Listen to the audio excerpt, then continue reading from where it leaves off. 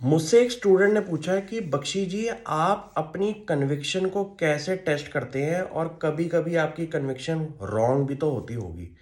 ऐसा वर्ल्ड में कोई इन्वेस्टर पैदा नहीं हुआ जिसकी स्टॉक पिकिंग कभी कभी गलत भी हो, लेकिन आप अपनी कन्विक्शन पे ही बेटर इम्प्रूव कर सकते हैं, अपनी एनालिस्ट को रिफॉर्म कर सकते हैं विद टाइम पीरियड। जैसे कि इंडिया के अंदर लिस्टेड स्पेस के अंदर मोर देन 5,000 कंपनीज हैं। आपको हर कंपनी को इन्वेस्ट करने का नज़रिया नहीं रखना। आपको सिर्फ और सिर्फ अपनी वॉच लिस्ट पे काम करना है। जैसे कि आपने कुछ स्क्रीनिंग क्राइटेरिया लगाए हुए हैं, पी रेशियो, रेशियोज के ऊपर, प्रॉफिट मार्जिन्स के ऊपर, एबिटा मार्जिन्स के ऊपर, कैश फ्लोज के ऊपर। उन क्राइटेरियाज के बाद जो कंपनीज बन के आती हैं, जैसे कि 5,000 कंपनीज में से 200 कंपनीज आपकी वॉच लिस्ट में आ रही हैं, उन कंपनीज को आप over a time period of 1 year study करें। ज़रूरी नहीं है कि आपने आज 200 कंपनीज आपके स्क्रीनर में आई है उनमें आपको पैसा लगाना है। उनको अच्छी तरीके से आप विद टाइम स्पेंड करें। साल में 4 क्वार्टर रिजल्ट्स आते हैं।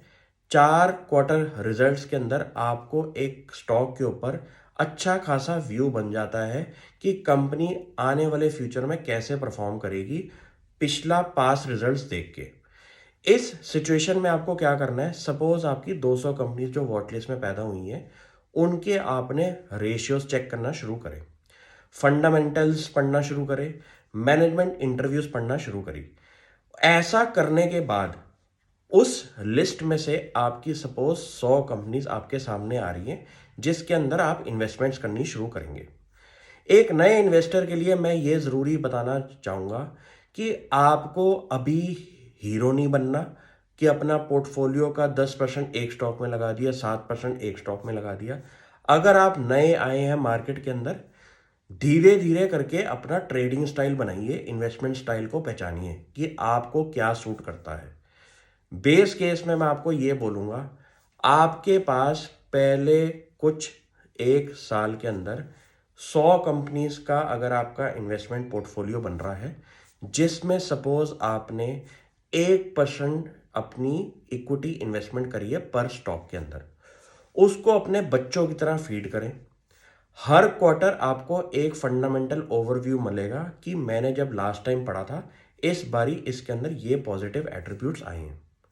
100 कंपनीज आपकी अगले 2 से 3 सालों के अंदर कुछ ऐसा वेरिएशन देंगी पोर्टफोलियो के अंदर कि आपको अपना स्ट्रीमलाइन होना शुरू हो जाएगा पोर्टफोलियो। जैसे कि 100 कंपनीज थी आपकी एक साल में, 3 साल में उनकी फंडामेंटल परफॉर्मेंस इंप्रूवमेंट की वजह से उनके स्टॉक प्राइस के अंदर कुछ पॉजिटिव हुआ, कुछ नेगेटिव हुआ। जब पॉजिटिव होगा तो वो आपका पोर्टफोलियो का 1% नहीं रहेगा, वो आपका 3%, 2%, 4% हो जाएगा। ये चीज़ आपकी 3 साल के टाइम पीरियड के अंदर, 2 से 3 साल के टाइम पीरियड में कुछ कंपनीज आपकी 2%, 3% पोर्टफोलियो बन जाएंगी। इससे आपको ये समझ में आ जाएगा उन 100 में से मुझे सपोज उन 75 पे काम करना है।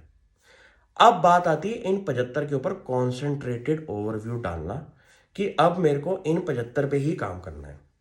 अब इन 75 कंपनीज पे आपको और इन्वेस्टमेंट्स करनी है। लेट सपोज आपने इन्वेस्टमेंट अमाउंट डबल कर दी, 1 लाख की जगह अब आपने 2 लाख कर दी। 75 कंपनीज में आपने फोकस किया।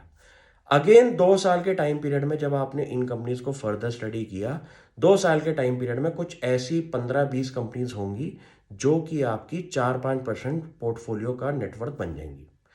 इससे समझ में आ गया कि वो जो 75 कंपनीज हैं उनमें से जो टॉप टियर कंपनीज हैं, टॉप 30 कंपनीज, वो आपका 4-5% पोर्टफोलियो बना के बैठी होंगी पर कंपनी। ये समझ में आया कहाँ शुरू किया था 1% से, कहाँ आप आ गए 5%, 4% पे पर कंपनी के अंदर। ऐसा करते करते 10 साल के टाइम पीरियड में आपके पोर्टफोलियो में कुछ ऐसी 10 कंपनीज होंगी जो शायद आपका 90% ऑफ द पोर्टफोलियो अमाउंट भी बन सकती हैं। ये मैं आपको गारंटी से कह सकता हूँ। शेयर बाजार ऐसे ही काम करता है।